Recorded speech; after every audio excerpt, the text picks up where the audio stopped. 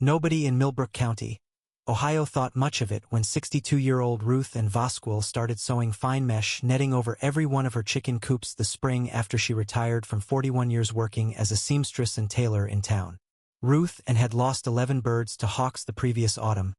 more than she'd ever lost in a single season, and most of her neighbors assumed the netting project was simply a practical, if unusually labor-intensive, response to an ordinary predator problem. What nobody in Millbrook County anticipated, not Ruth Ann herself, not the county extension office, not the state agricultural inspectors who eventually took real professional interest in her work, was that the same painstaking, tightly woven netting she'd sewn to keep hawks away from her flock would, 2 years later, prove to be the single most effective barrier against a very different threat sweeping through poultry operations across 3 counties, a threat that had nothing to do with hawks at all. If stories about quiet expertise, patient craftsmanship, and the surprising ways old skills solve new problems matter to you, this is exactly the kind of story we tell every week. Go ahead and hit subscribe so you don't miss the next one. And if this story moves you,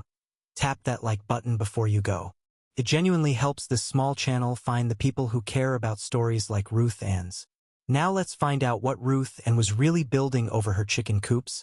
and why an entire county's poultry operations would eventually depend on understanding it. Millbrook County sits in the rolling farmland of central Ohio, a region where small-scale poultry operations had persisted alongside the state's larger commercial farms, family flocks of a few dozen to a few hundred birds supplying local egg routes and farmers markets, rather than industrial supply chains. Ruth Ann had kept chickens on her modest 5-acre property for over 20 years, a retirement hobby that had gradually grown into a genuine small business supplying eggs to 3 regular customers and a weekly stand at the county farmers market, run alongside her full-time work as a seamstress until she finally retired from that career the previous winter. Ruth Ann's professional life had centered entirely on fabric, for decades of alterations, custom garment work,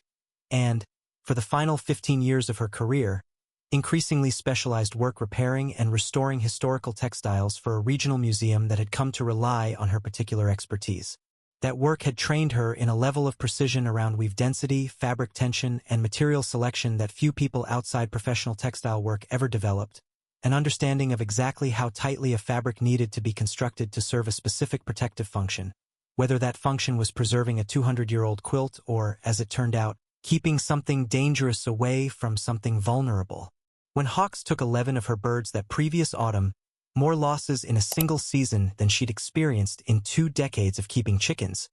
Ruth Ann's response was entirely characteristic of the career she'd just left behind. She didn't simply buy the standard, widely spaced predator netting most poultry keepers used, the kind sold at farm supply stores designed primarily to physically block a hawk's talons from reaching birds below. She examined several commercial options, found their weave too loose and their material too prone to sagging and tearing under weather stress for her satisfaction, and decided, with the same exacting standards she'd applied to museum textile restoration, to sew her own. She spent that winter sourcing appropriate netting material and working out a construction method through her home sewing machine.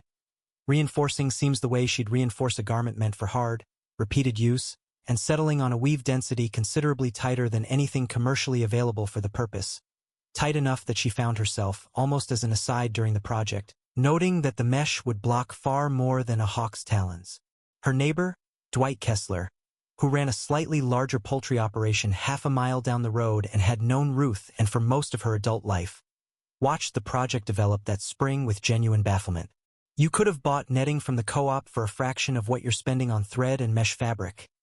he told her, not unkindly, standing at her fence line one April afternoon watching her hand-stitch a seam along one coop's covered run. Ruth Ann explained, patiently, that the co-op netting had a weave she considered inadequate, loose enough that smaller birds could still work their way partway through in places, and prone to sagging within a season under Ohio's weather. Dwight nodded in the way of a man who trusted his neighbor's competence more than he understood her reasoning, and mentioned to his wife that evening that Ruth Ann seemed to be treating chicken coop netting the way she used to treat wedding dresses. Word of the project spread through Millbrook County's small poultry-keeping community the way most things did, through the farmer's market, the feed store, and the kind of casual conversation that accumulates gentle mythology over a season. Carol Fenwick, who ran the largest booth at the Saturday farmer's market and had known Ruth Ann for over a decade,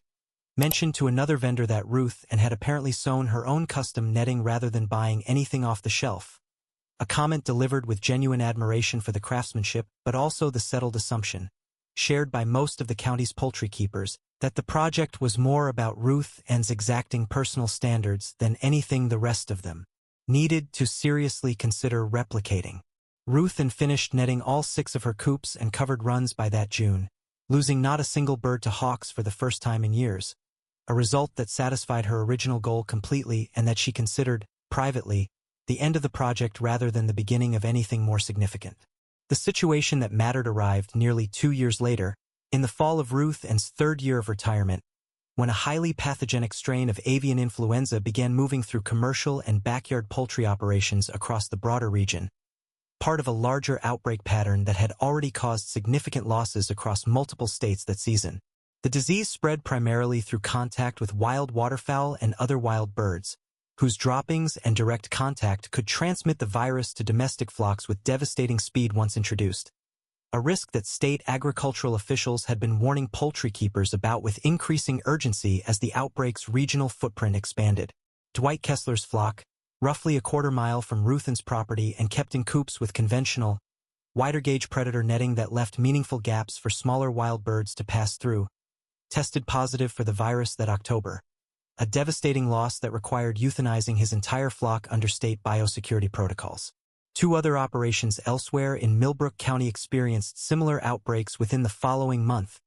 part of a cluster the state veterinarian's office was tracking closely as it worked to understand and contain the regional spread. Ruth's flock, throughout that same period,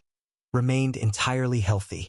When State Agricultural Inspector Denise Okonkwo came through Millbrook County that November conducting mandatory biosecurity assessments across the affected area, part of the state's broader response to the regional outbreak, she visited Ruth's property largely as a routine check given its proximity to 2 confirmed cases. What she found, once she examined Ruth's coop netting closely, prompted her to look considerably more carefully than a routine assessment usually required. The netting's weave density, Denise explained once she'd measured it against her own reference standards, was tight enough to block not just hawks but the smaller wild songbirds and, more critically for disease transmission purposes, prevented direct physical contact between Ruth's flock and the kind of wild bird activity, including brief perching or droppings falling directly into open runs, that state epidemiologists suspected was driving much of the outbreak's spread between backyard and small commercial operations in the region. Standard predator netting, designed with hawks and larger threats in mind, simply wasn't constructed with disease vector exclusion as a design consideration, leaving gaps more than adequate for a sparrow or starling, both known wild bird carriers, to move through freely. Denise contacted the state's poultry health extension specialist, Dr. Marcus Whitfield, who drove out the following week specifically to examine Ruth's netting construction in detail, cross-referencing the weave density and installation method against current biosecurity guidance the state had been developing throughout the outbreak response. What he found, he told Ruth directly, standing at the edge of one of her covered runs with a measuring tool in hand, was considerably more rigorous exclusion netting than anything the state's own guidance had specifically recommended, constructed entirely by coincidence, to a standard that happened to align closely with emerging research on effective wild bird exclusion for avian influenza prevention. Ruth, listening to Dr. Whitfield's explanation with the particular attentiveness of someone accustomed to precise technical standards from her own former career,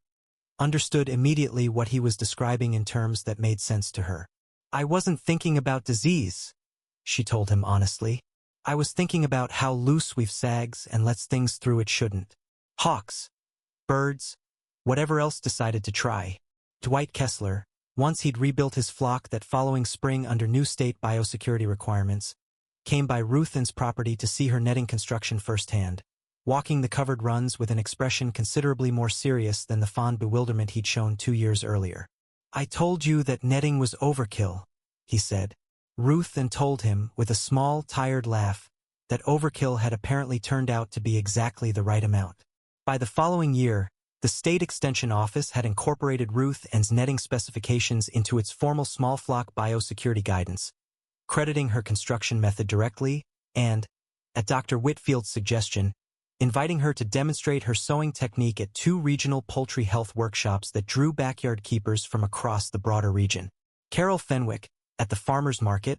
told a new vendor that autumn that Ruth and's netting had gone from a mildly excessive personal project to something the state was now teaching other people to replicate. Ruth and never made much of what happened. When people asked how she'd known to build the netting that carefully, she usually gave some version of the same answer. She hadn't known anything about avian influenza when she started sewing. She'd simply spent 41 years learning that a loose weave eventually fails at the exact job it was supposed to do, and she'd never seen a good reason that principle should stop applying just because she'd traded garment fabric for chicken wire mesh. There is a particular kind of expertise that transfers between crafts more directly than people expect, the discipline of understanding, precisely and technically, why a material needs to be constructed exactly as tightly as it does for the job it's meant to do. Ruth and Vosquill hadn't set out to protect Millbrook County's poultry flocks from a disease outbreak nobody could have predicted when she first threaded her needle. She'd simply refused to accept a weave she considered inadequate for keeping hawks away from her birds, and in holding herself to that same exacting standard she'd carried through 4 decades of careful, precise work, she built something that ended up protecting far more than she ever intended it to.